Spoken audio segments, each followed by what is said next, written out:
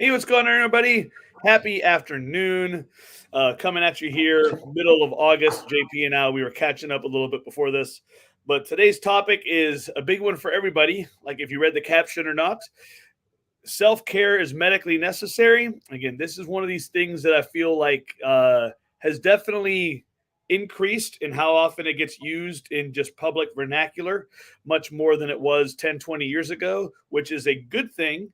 But at the same time, it's increased so much. I feel like a lot of people kind of take it as just in one ear, out the other. They don't really give it a lot of um, kind of introspection as to what it might actually mean for them and the best way they can use it. So we're here to talk about it. You know, the self-care is indeed not a buzzword. It definitely has a lot of importance. It's also a fairly individualized thing. So I know that'll be one of those things we talk about. Mhm. We're finding the best self-care for your situation. And really, the kind of key point of this, the second half, is why it is actually not just beneficial, but even medically necessary, as JP was the first one to put it when we were going over this topic. So, my man, go ahead and take it over. Yeah, so the reason this came about was because uh, self-care as a term has been around probably like it seems like 10-ish years in the public consciousness. But there's something that happens to a lot of people because I think if you quiz everybody and say, "Hey, is self-care a good idea?" I think everybody says yes. That's easy enough. Mhm. But what really happens is most people will not make proper time for it or will not spend time figuring out how to make it work for them. And for one day, that's not really a problem. And for a couple of days, that's not really a problem. And if your life is easy enough, it might not be a problem at all. But most of us lead busy, stressful lives. And the problem that comes about eventually is that if you do not have ways to disconnect from your stress, the neurochemical buildup, primarily of cortisol and adrenaline, but some other things as well, eventually begins to break down not only your ability to think well and to function, but your body itself. Chronic Yeah. stress has been linked to a dozen pretty nasty things, and they're starting to think it's linked to even more stuff. Some of the high points being heart disease, high blood pressure, irritable bowel syndrome, impaired cognitive function, impaired memory, colitis, a loss of bone density. I didn't realize that Yeah. until we started looking this Mhm. up. The spread of cancer, if you have cancer and you have chronic stress, it's been demonstrated to spread faster. They're doing research to figure out if chronic stress causes dementia. They're doing research to figure out if chronic stress causes cancer to begin in the first place. And probably about 17 other things that I didn't find Yeah. while I was. Well, This is what I found in a 5-minute Google search. Like, this is not me doing extensive research to figure out what chronic stress right. causes. And this is good Googling, by the way. Good Googling. Yes, But yes, yeah, not like lazy Google. yeah. And I want to back that up too, because a lot of people, the same thing, like people hear a lot about stress and what it can do to the body. And in a lot of ways, medical knowledge is almost coming around 360. I feel like, because, there's, if we look at medicine 100 years, like even 100 years ago, but, going back even further than that, it seems crazy to us now. But a lot of the things that they were saying then actually still, again, like they may, if you strip them down to some basics, made sense. They just didn't have a better physiological knowledge like we do now. Yeah, they So didn't know why they worked. They just knew they worked. exactly. So in a really good situation now, you have like both the combination of modern medicine that works with ideally the more lifestyle interventions, the typical that were really basically made in most cases to decrease, not necessarily decrease stress, but yeah, decrease negative stress or the negative effects of stress, which is an important distinction. We need stress. Like stress is a vital part of life in order to perform, to especially at high levels, to continue to adapt. We need types of stress, but it's how we react to it, and then also is the type of stress a good one or a bad one. Like I said, there's, like you were saying, with a really big list there, there's a lot of proven relationships to stress, But then, like the number one hormone, at least it comes to mind, that that's correlated with it is cortisol. Again, cortisol is like, if you're in lifting, cortisol. Like, it's a very big bodybuilding known hormone because it is basically the anti muscle growth. It generally breaks things down. Now, it does, like most things in the body, have actual beneficial uses too. Like, it's not like it's a purely awful hormone, but Yeah, like otherwise we wouldn't have evolved a habit. right, like so many people now, is that we have, again, like we have so much of the overburdened negative type of stress that these things are out of whack. So we have way more than we need. And actually, I want to point out here, we got a comment from an Adam. Sorry, Adam, I do not know how to say your last name. It's got one of those like O's with the line in front of it. Kill. I don't know. Sorry, Adam. but sometimes we have to disconnect from media, especially the social kind. It seems to stress everyone out and keeps them stressed. And Well, we're going to get there. oh yes, they could not agree with that more. I know we're going to talk about that. We talk about that a lot. And actually, yeah, going into part of what we're talking about today, yeah, with the one of the things I want to say is that as we go into the ideas of self-care, I want people to understand. Oh, you say it, Chulin would is like, sorry again if I'm so Chulin. So okay, I'm trying, Adam. Thanks for that. But actually, so one of the things I want to say is like, so like whatever you find as self-care will likely change over time. So it's not just one thing. Because I was actually just happy, complete coincidence by the timing of this talk is I'm going to start really trying to do two things to improve one of my own. And that is, on Saturdays, I'm going to try to make that my big catch up day in terms of messages and social media. That's because I get particularly overburdened with how many messages and notifications there can be. And I can let that snowball. I either feel like I'm always having to post something or catch up to it, or conversely, I let it snowball by not wanting to check it because it's like, again, I almost feel like I don't want to, but then I'm constantly stressed about it because I know it's building up. So I want to make a plan to tackle it on Saturdays. I'm going to go ahead and catch it up, and then B, back it up by on Sundays. I'm going to try to be completely phone, social media, tech free, unless I'm just like relaxing with the family, watching TV. Sure. Again, in like a more family time way. But I'm going to basically try to do those two things: catch it up on a Saturday, and then have one day without any of those dopamine hits, and see how that works out for a while.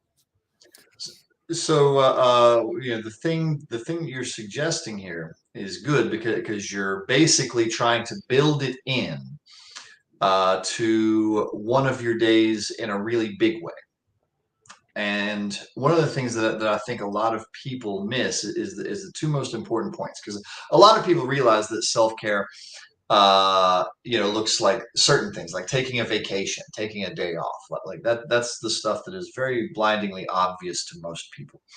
But as you're building it in, one of the things that is wise to notice is your felt sense of being away from stress, because that can be provided by a lot of stuff. So being away from electronic devices is a pretty obvious one for a lot of people. Some of the ones that are not so obvious. Some people can get a disconnection from their stress response just by having a 10-minute cup of tea in the morning. Mm-hmm. Some people get a separation from their stress response when they go get their hair done. Some people get a separation from their stress response when they go get a massage. That's another nice, obvious one. Some people get a separation from their stress response when they go do, like me, martial arts. Like, that seems like it should be stressful. Like, oh, I'm going to go try and punch this person and not get punched in return.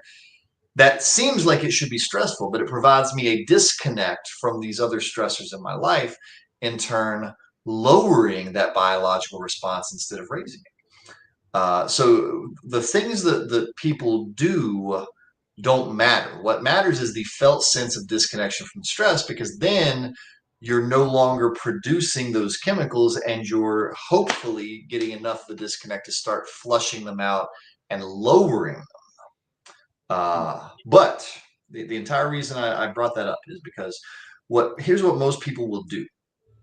Most people will look at their self-care activity, judge it as unimportant, or not Yes. important enough. And they will say, ah, well, no time for that. I better go do work instead, or I better go do this other thing that is just increasing their stress. If I like had a magic genie and 3 wishes, that would be one of the wishes. Would be like make people not do that anymore. Man, you said so much good stuff in that like minute and a half. This is one of the big things I want to repeat for anybody listening is, I mean, you pointed out how whatever it is, these things are connected to chemicals, and again, like these are actual chemicals in the body, hormones reacting, and again, so when we say that these have actual medical indications, I mean that's what we're talking about is actual changes in your body and its chemistry and how it works from the good and the bad. In most people's lifestyle and like you said, the choices they make because of those little ideas and stories they have in their head typically tend to make them keep pushing the good ones aside, thinking they have to do more of the stressful and of the more stressful ones, which again just accumulate, and we Mm-hmm. end up just completely out of whack. Like you said, the good and the bad doesn't have to mean the same thing for like everybody. Like you said, like martial arts can be one. By the way, I'm good enough of a friend. If you're ever having a crazy day, I'll come down and round kick you, like and whatever you need me to. Right Same. here, right. Right, here we go.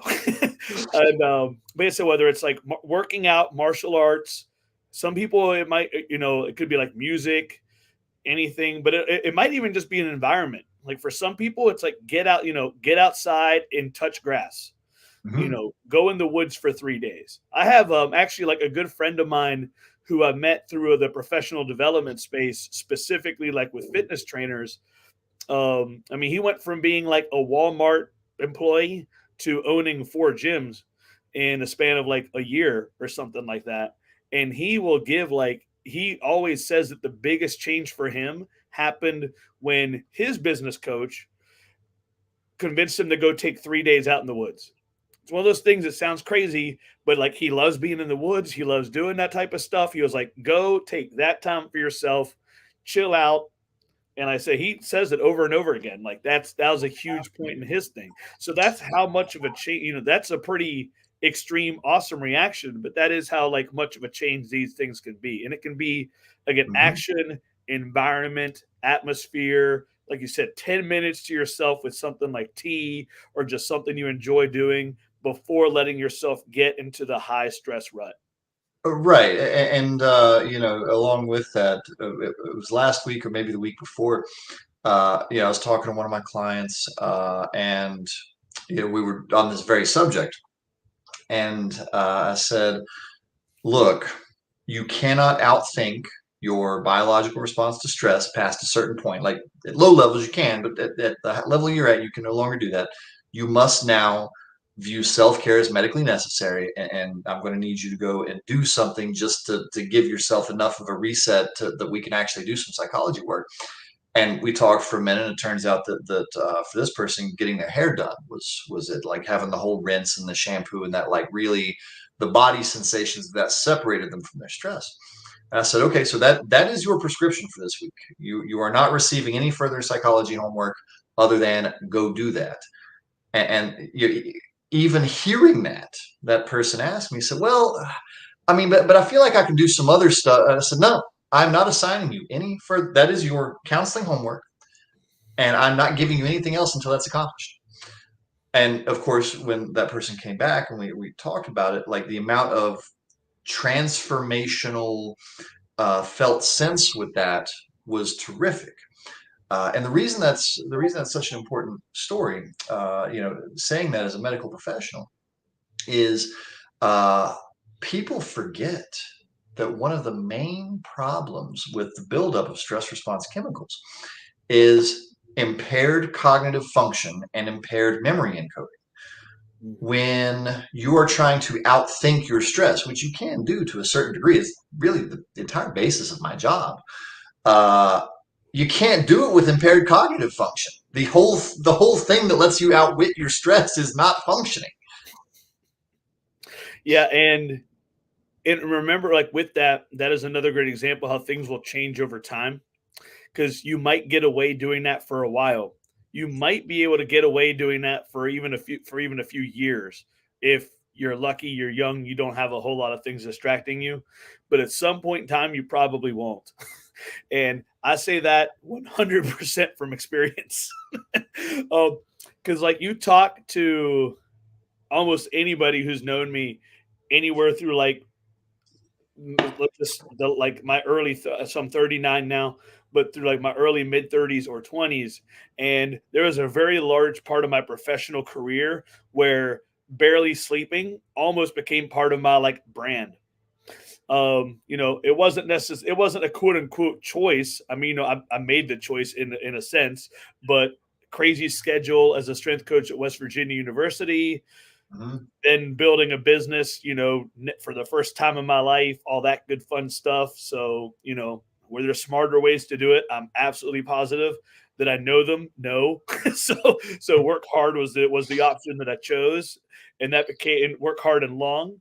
But so yeah, there was a lot of time where sleeping was like I chose to sacrifice that one, and Mhm. I functioned really well for a pretty long time on that. So a lot of people started like identifying that with me. But let me tell you, for the last 3 years, probably, sleep has been the number one thing my body and my mind have been looking for over and over again.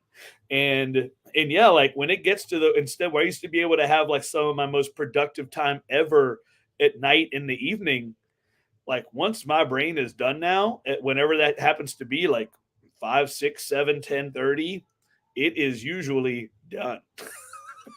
So it like Well, and the thing you're saying is so important because let's think about the psychological implications of that because for you experience that and if 100 people watch this 75 of them are probably going to like have something similar because what happened was in the short term the thing that was the chronic stressor was rewarded. Lack of sleep is a major yeah, stressor, yep. Mhm. but it was rewarded. And of course, psychologically, what happens? We do more of what's rewarded. So when I look at somebody and I say, okay, now you have to start exercising, better self care. One part of their brain is like, oh, yes, that makes perfect sense. And the part of their brain tied to rewards is like, that is the stupidest thing I've ever heard because that's It's so not going to true. get rewarded. Because one of the sad things about chronic stress is, yes, it'll kill you, but it won't kill you immediately enough to make you scared of it.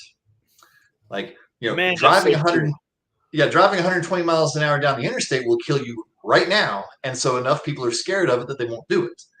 Chronic stress will kill you in somewhere between 5 to 50 years, depending on your biological makeup. And so we'll continue to pursue those things that get rewarded, like not sleeping and whatever. And happily, you were clever enough to see through that and be like, okay, that does. I should probably not do this anymore. Yeah. So, yep. It's like dividends collected, cut the position, all that stuff. Um, Yes, sell the position and go do something yeah. else. So behavioral economy, which is in a way what we're talking about, it took me. I was trying to think of that term for a while, but fascinates me. And there's a great one of my favorite authors on this actual subject is a professor he's been at Duke, he's been at MIT, I believe, but named Dan Ariely, and Okay. he's got like one of my favorite books is called Predictably Irrational. And it's kind of like it's saying, it's about how so many things that people do, if we present it as a question, what's the best thing, the majority of people will answer the same thing as being like, oh, this makes the most sense. Just like you said, Mhm. like that part of your brain that's like, oh yeah, like exercise more, eat better, or make sure that I get some sleep and some rest, things like that. Yes. Mhm. But then actually put on the spot and in real life, so many people will do the opposite thing. And it's just like you said, so much of it is because the actual negative effects are so far down the road. We're just not wired to really think about that and give it too much important. Even if we know it's important, we just it's a difficulty in our wiring to actually make decisions based on that because it's so far down the road. Mhm. Um, like he makes like one of his, this is like, I don't want to say a self study, but one of the places stories that he said involved, he was involved in crazy 70% like third degree burns when he was 18, 19 years old, kind of put him down this path. And at some point he was like, hey, you're basically, you got hepatitis C just due to all this like medical treatment you're going through. We approved you for this experimental drug, blah blah blah. We think it'll help you. On the, if it doesn't work, your liver is going to die and you'll be dead in 2 years or whatever. So he tried it, and he said it made him sick. Like, he had to take it 3 days a week, this medicine, and it always made him violently ill, like super violently ill. But he did it. He tied it to to set himself up, and at the time he wasn't thinking in terms of like any super scientific experiment, but on those days he would go rent some movies and basically turn it into a movie night, sitting on the couch being violently ill, but at least he was entertaining himself in movies. And 18 months later, he was the only person who actually had finished the entire drug trial of like 18 months. Nobody else had managed to stick with it. And Mhm. again, it's not that he thought his liver was more important than anybody else. It was because he had tied something easier to follow to that made him like basically behave in a more appropriate manner. Yeah. So basically, there is something useful to extract from that. Although happily, probably nobody watching this is going to have anything quite that extreme happening. Which is, all right, I have a stressor. What can I do to like mitigate the damage of that stressor? In this case, the stressor was this medication that made him horrifyingly ill. What can I do to mitigate that? Honestly, that's exactly what we're talking about, just shrunk down to probably smaller levels. Because what a lot of people will fail to do is they'll take on that extra 15-minute work task, very small stressor, very small. But when you combine it with all the other ones, the impact of it is multiplicative. It's more stressful than a 15-minute stressor should be, and they won't add in anything to help separate from stressors to mitigate it. So really, I think you used something like behavioral economy. I've never heard that term before, but yeah, they're not balancing the equation very well, is what Yes, happens to a exactly. lot of people. And realistically, if we simplify this, there are only two ways to do this correctly, which is to add things that help you mentally and physically separate from stress, or to remove stressors. That is also an option. And it's, if you think getting people to do self-care is hard, getting them to remove stressors is often even more difficult. But that's the second way you can accomplish this. And I'm somewhat just amongst people who know me, like poked fun at a little bit, because one of the ways I've removed a stressor is I aggressively avoid the news unless the news is actionable. If it's actionable to me, I'm allowed to watch it. But like, so things about the field or things, when I've got to vote, like when election time is coming up, I've got an action step. I've got to go vote. But since most news is not actionable to me, I aggressively avoid it, because what happens is that's a terribly minor stressor. Hearing about a thing happening in California, I mean, how minor is that? Yeah. But if I hear about 17 non-actionable bad things happening on top of the other completely legitimate stresses in my life, what's the multiplicative effect of that? It can be pretty big.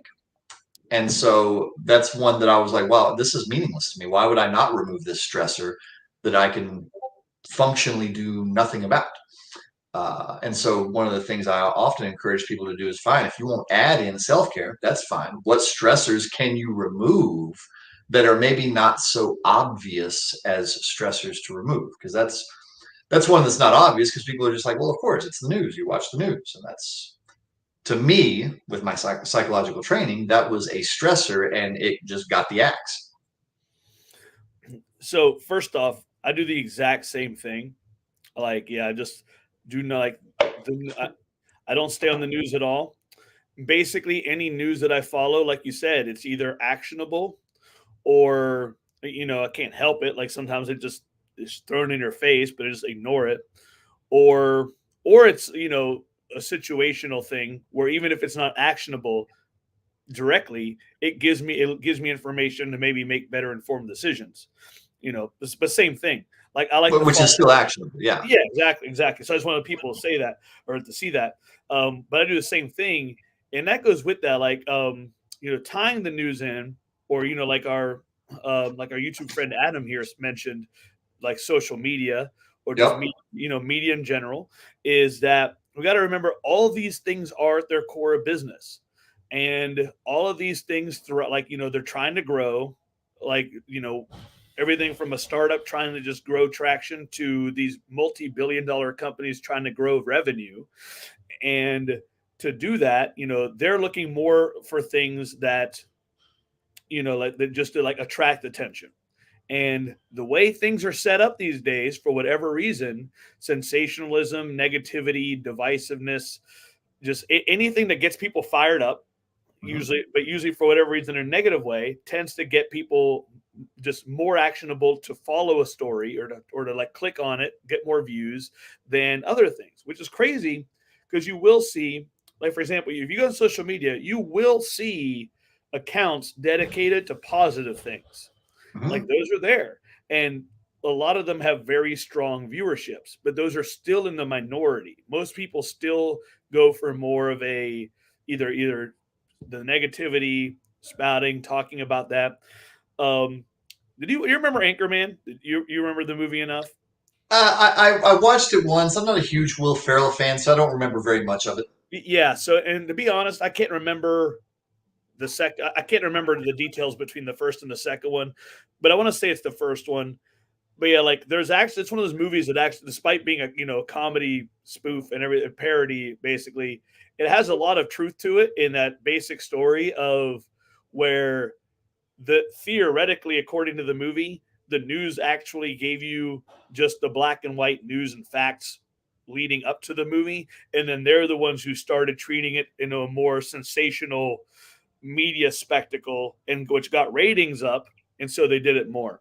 So I just thought that was funny that like hidden in that movie was what actually basically happened was the Yeah. news at some point in time, which at that point was like the main media source, Mm-hmm. went from being strictly reportive, or at least it seemed that way, or at least it was like thinly veiled. There's always been propaganda, etc. I don't want to go down that rabbit hole, but it was a I more. think you're already in that rabbit Yeah, I hole. am. But so like, but it definitely took a turn towards being more spectacle and continues to Mm-hmm. do that, which again just keeps going. Anyway, to bring him back, yeah, it's all about getting people caught up in it and to keep watching it.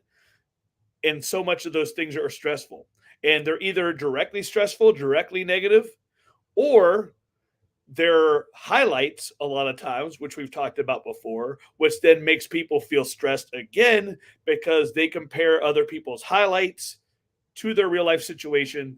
And it's like, oh, my life's not a highlight reel, but they think that's this person's everyday life, cascading of events.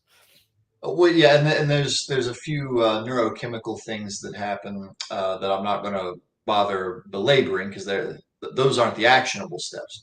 But if we're going to talk about electronic media in the context of self-care, then let's talk about a couple of action steps that people would be wise to consider taking.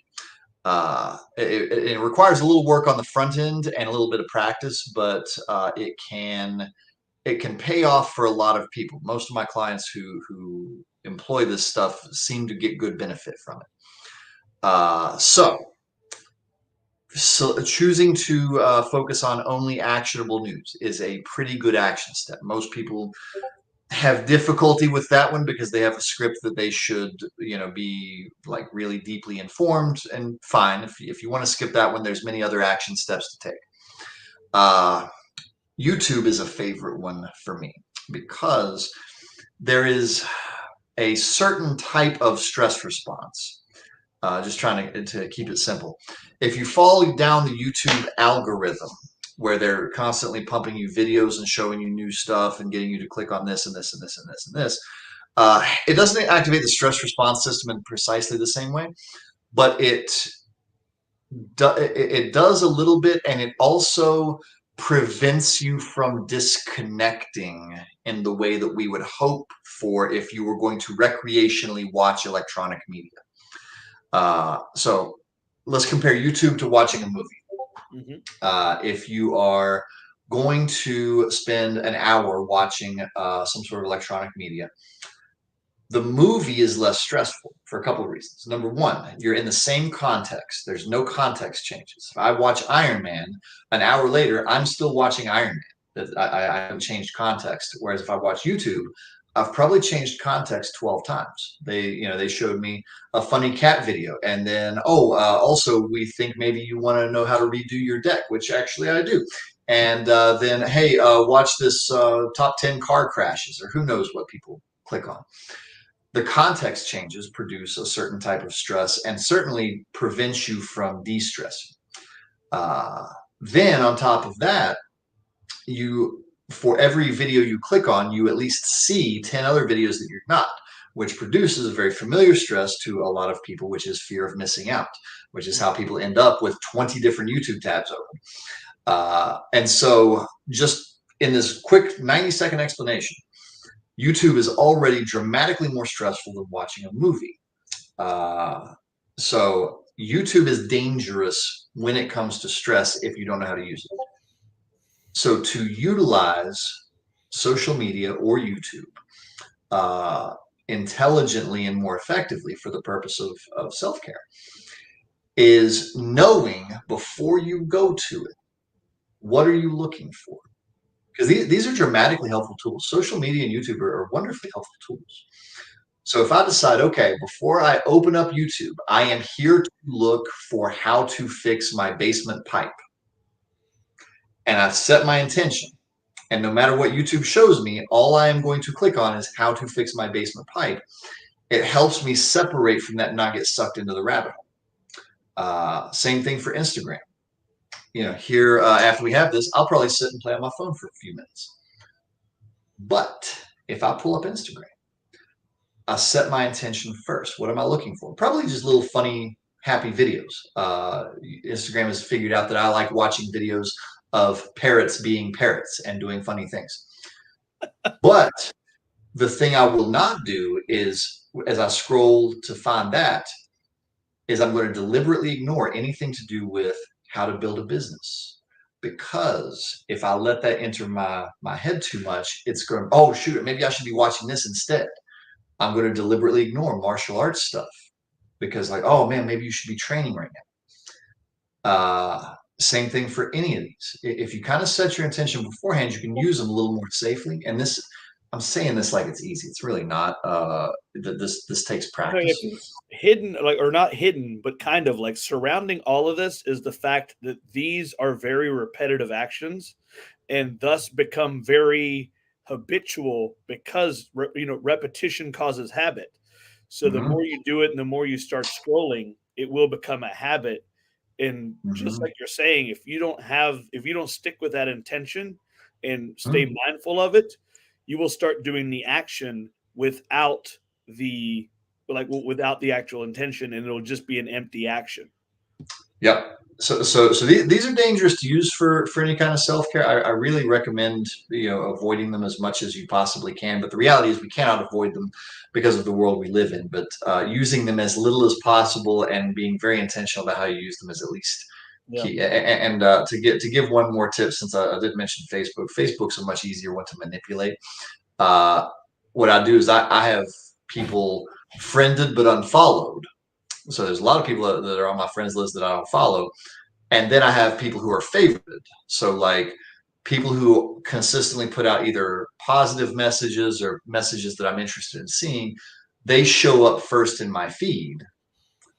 And so I'm not likely to see much else. Yeah, I'm a big believer in that too, actually, is curating your social media so that you do see what you want.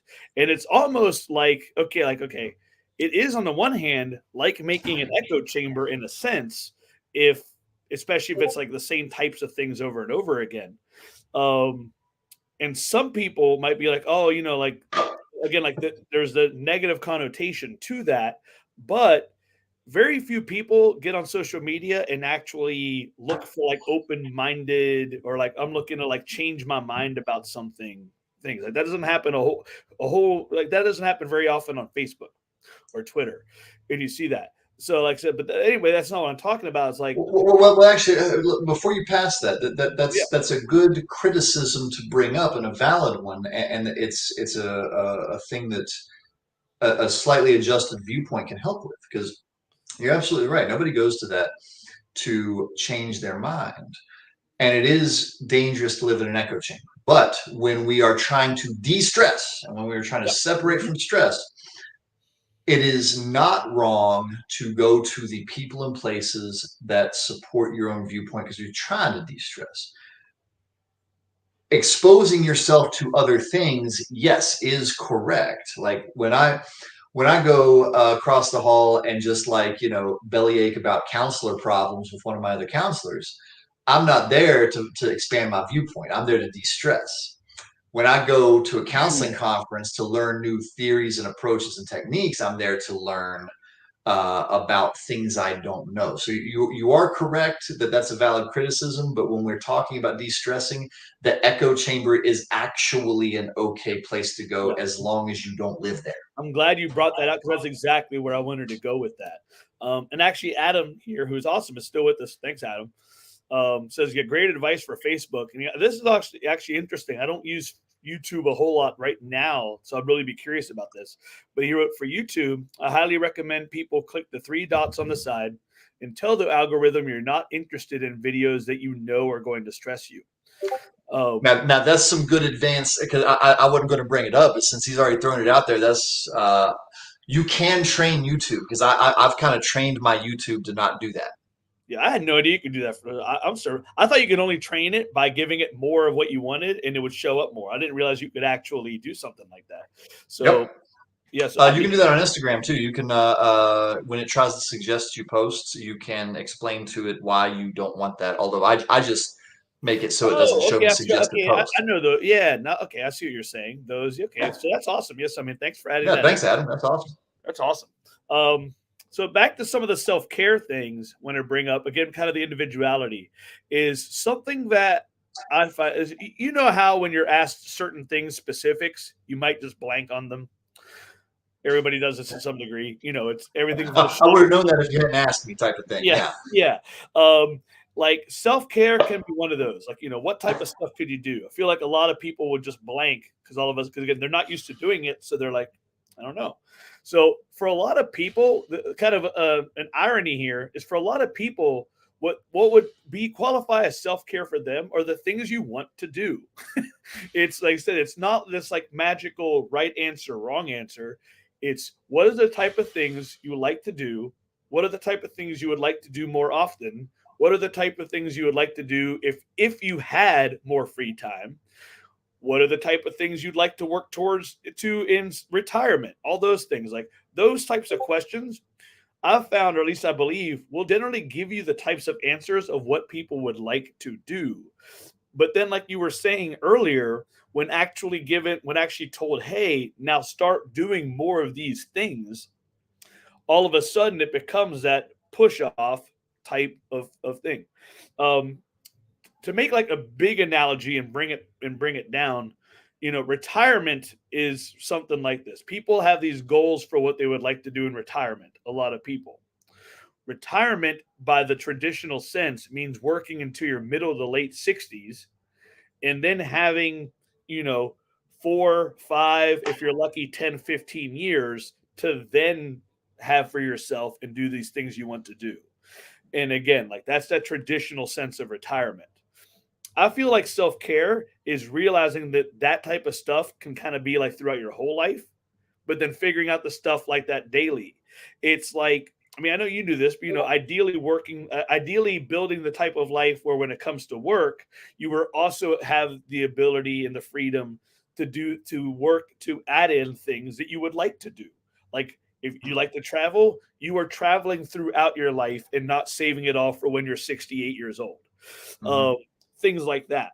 Like it's not, you're not putting everything away or pushing everything aside till later. Your actual self-care to me is working things you want to do on a regular basis. And that's pretty much sums up most of it for most people. Hmm. That's not a bad way of looking at it, because it's, the only thing I would add to your bullet point is, it's things you want to do and things that you want to do that provide the felt sense of like separating from stress. As a good example of something that can happen to people, because this happened to me, there was a time where I would like do some of my hobbies, like martial arts is a good example. Um, I was at one point in my life a little too serious about that hobby, and yeah, right. Uh, Yep. and instead of it being fun, I was accidentally turning it into like, oh my God, I should be better than this by now. And it was actually its own stressor, even though it was a hobby. So it would not actually be something I would have assigned myself for self-care at that time, because it didn't help me separate from stress. And this brings up a good point, because there's a design challenge that a lot of people will have starting out. The design challenge is that a lot of people have painted themselves into a really tough corner where they've taken on so much that it's almost impossible for them to start designing in proper self-care without eliminating things first, which by itself is stressful. And so, like, if you maybe you have your 40-hour week job, and then you also volunteer somewhere, and then you play the organ at church, and you're also a parent, and you have all these things you do that are their own discrete stressors, and you have to eliminate one. Doing that is stressful, which then temporarily increases your stress level. And a lot of people, if they were going to start deploying this idea that self-care is medically necessary, there's a hump to get over, this bit of a scary hump, because it's hard to get past that first part where you have to start eliminating enough that you can design back in some level of separation from stress. Yeah. Um, Something that made me think about it too is a lot of times people think of these sacrifices as they might think of it. I use sacrifice in the term of like, what am I going to remove from my schedule to be able to add this self-care routine in, Yeah, that's a as good term. a as a plus minus game. A good self-care selection generally will have a multiplying effect through the benefit you get from it. Like I said, like you said, like one good spa day for that client will probably rejuvenate her or give her that feeling for several days, if not even longer. So, and that's how most of these things go. Like for Yeah, those, it was a good 4-day benefit, I think. yeah, and like exercising does that for a lot of us too. Like especially if we're not being very active, inactivity is building that stress in.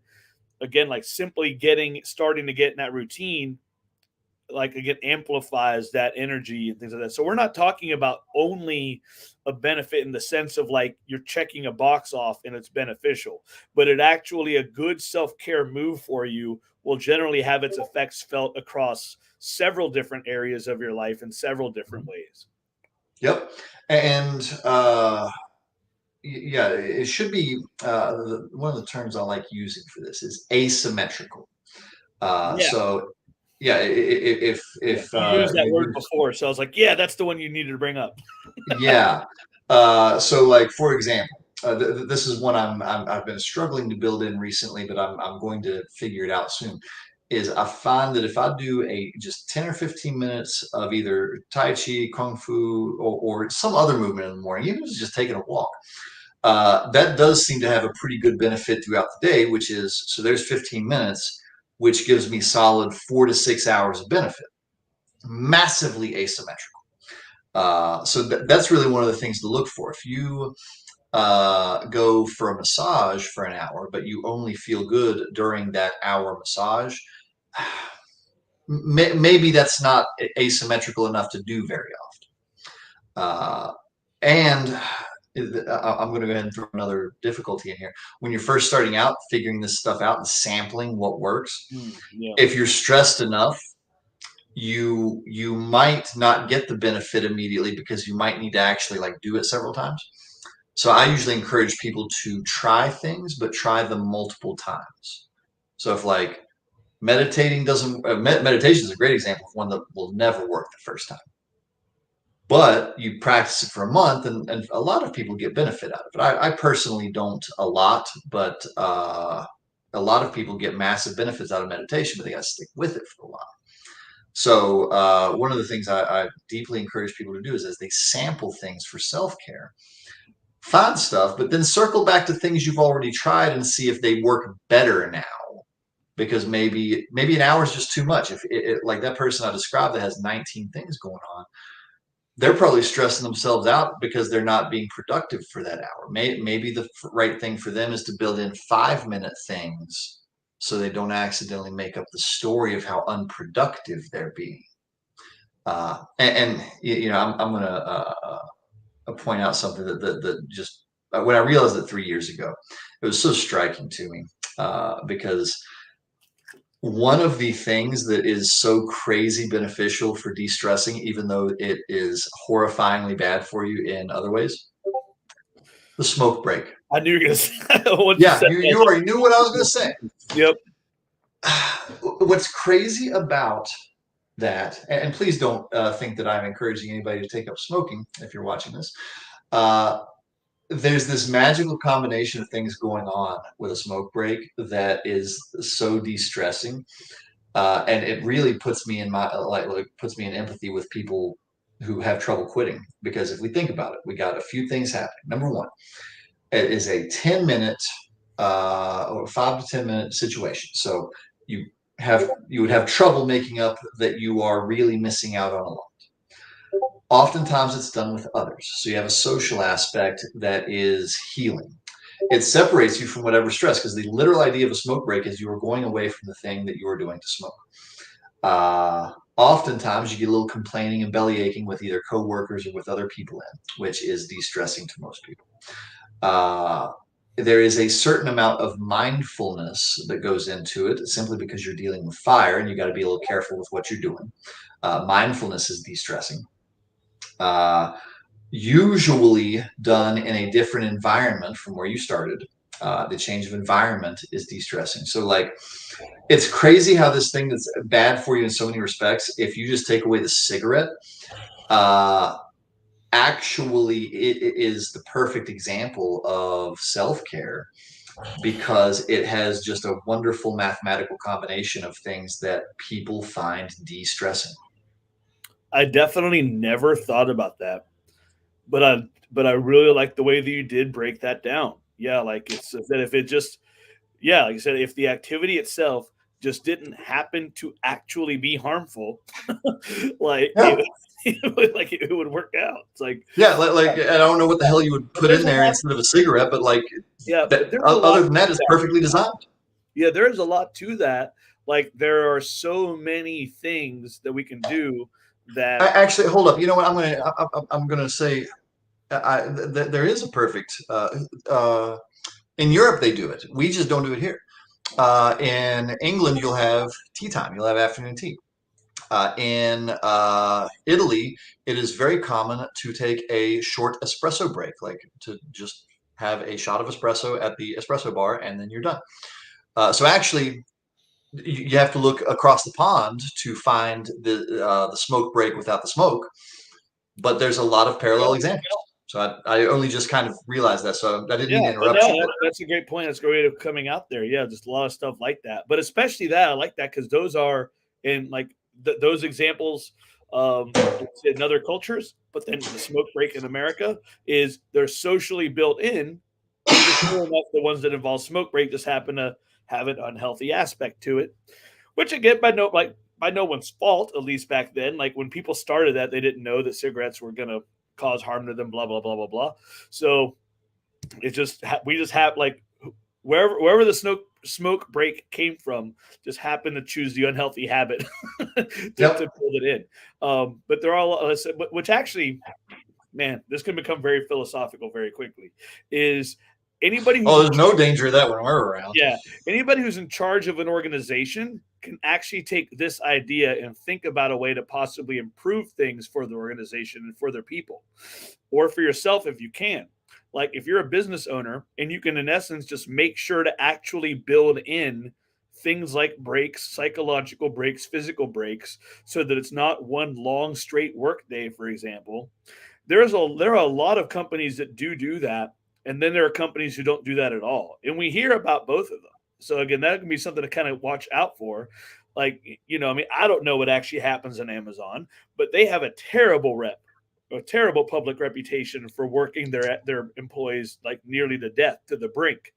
Whereas, while like I'm not 100% positive about this, I may be completely wrong, but I think Google is a company who actually has a pretty good reputation for giving their employees breaks. They have like nap rooms, stuff like that. Like, but so just examples of different ways to build at least the culture you're in charge of, and Mhm. trying to work these things in, which in turn can just help decrease stress or stack it up because you're not giving people much of a choice. That's actually a terrific recommendation because shoot, you even have the on-site espresso machine. Like that would be so cool. Like, all right, coaches, 5 minute espresso break and Yeah, or yeah. whatever. So really, so it's like not just self care for the individual, but really self care for an organization at this point. And Mhm. man, you can do so much with this. Like a big thing for me has always been I'm going to care about the things that I care about the most, and I'm probably not going to care about anything else at all. And so, using the gym as the example, most gyms that most people go to have tons of rules. you know Everything from some of them make sense, like, hey, don't leave weights out, hey, don't leave a mess, things like that. But then there are rules that are there just to be rules, like no chalk in the gym. Like, Yeah, okay, no jeans. The gym yeah, I go to, I got told I couldn't wear my jeans. yeah, exactly. Like, because in those things it's like you could just make it like, hey, you can use chalk but clean up after yourself. Right. Or you can wear jeans, just please maybe don't wear them on like padded benches where they might tear them up, which is the only reason not to wear jeans, if at all. Depends on the type of bench you have. But Yeah. there's just a lot of stuff like that, like rules just for the sake of being rules. And in most situations, they're just not necessary. So it's like, just don't have them. It's like, so as long as you can get the type of atmosphere you want. Otherwise, generally, the more things like that you put on, the more stressful it is, or the more, I should say, the more anti-stressed it is, the more relaxing it is, and people don't have to deal with it, and they Yeah. get to just be like the way they want to be. Well, and talking of which, this is a good thing to bring up because I'll put it out there for the listening audience because it comes up an awful lot in the counseling room. One of the things about self-care being medically necessary that's important to know is, we said, okay, at a certain point, you can't outwit your stress. And you do have to have some level of separation from stress in order to recharge. Uh, when it comes to the environment, like you brought up, one of the things that does happen and happens more frequently than I would like is after exhausting every other option, uh, a lot of people do get told in the counseling room that it might be necessary for their continued psychological and physical health to leave their job because their job does not allow enough separation from stress for them to be able to both keep the job and be healthy, and that they might have to choose between their health and the job. So that's actually one of the things that I would point out as important for the listening audience is you can do a lot to get some separation from stress, work stress or otherwise, but sometimes every now and again, self-care requires that if you're going to actually be healthy, you might have to make massive changes, which really kind of sucks.